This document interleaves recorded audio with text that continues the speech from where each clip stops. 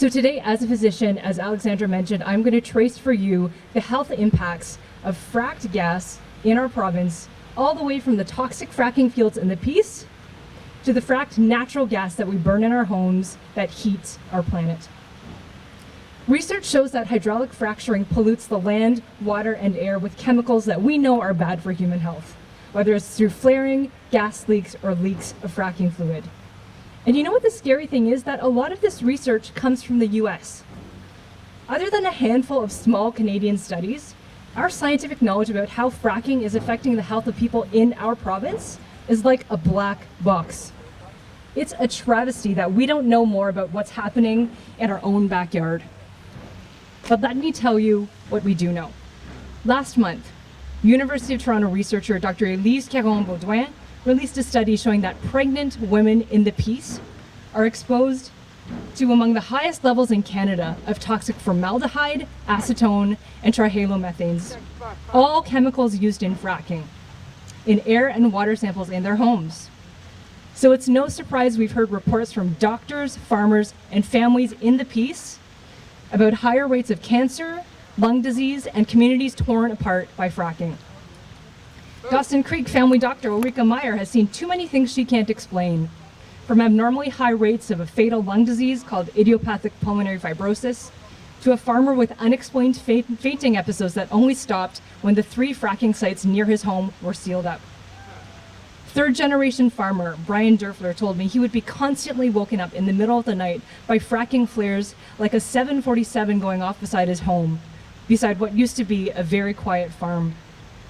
And 2 years ago, Karen Hosford, an environmental scientist, told me that a family friend, a 7-year-old girl, was just diagnosed with a brain tumor, the 4th child under 8 that she knew of in the past 4 months. These are real people and real families, and we cannot turn a blind eye to what's happening. My first job was as a rural family physician in Northwest BC, and I had the privilege of living and working on Gitxsan and Wet'suwet'en territory. The lands and waters in the north are some of the most beautiful that I have ever seen, and the people, like Delee, some of the fiercest land and water protectors I've ever had the privilege to work with. As Delee said, ramming the Coastal GasLink pipeline without consent through unceded Wet'suwet'en territory tramples their right to sovereignty over their own lands and their own health.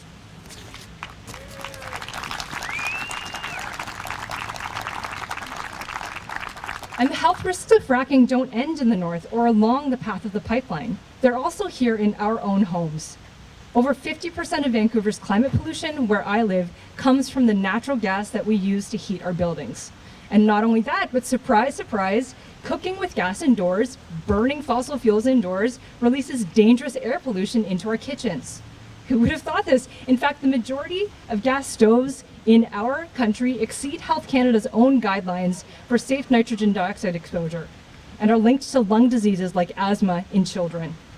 So by phasing out fracked natural gas, we are protecting the health of families across our province. During the heat dome, I saw more patients sick with heat illness than I have in my entire career. The sound of sirens filled my neighborhood for 3 days and 3 nights as almost 600 people died across the province. The worst weather-related mass casualty event in Canada, in Canada's history. The climate emergency is here, and there is no longer any excuse to delay climate action. So when you're told that LNG is clean energy or a transition fuel, you are not being told the truth.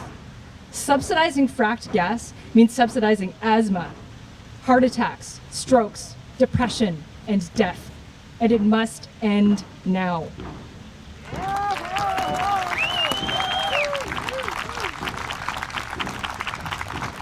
So you might ask yourself, if fracking is so polluting and dangerous, why is it happening here?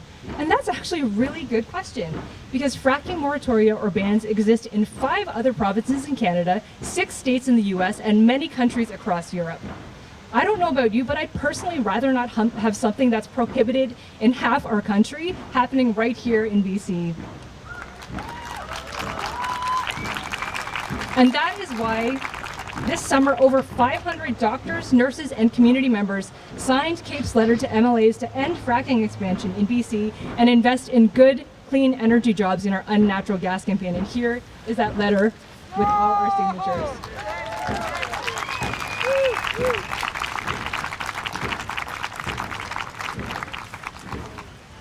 Something I have heard too many times from the people of the Peace is that people who live down south are forgetting about them. Out of sight, out of mind.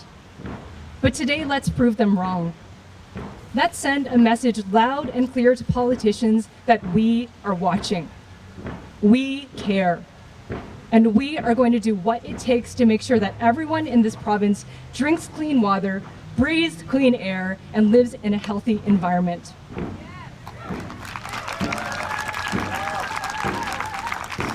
And as a mother, I want to be able to look my son in the eye and tell him that I did everything I could to fight for his right to a healthy future. So right now, I want you to raise your voices together with me and respond with "Stop funding fracking" to the words I'm about to say. Let's send the legislature a message. Are you ready? Ready. For climate action and climate justice. For clean air and clean water. Stop funding fracking! To end environmental racism. Stop funding fracking! For healthy people and a healthy planet. Stop funding fracking! For our children and our future.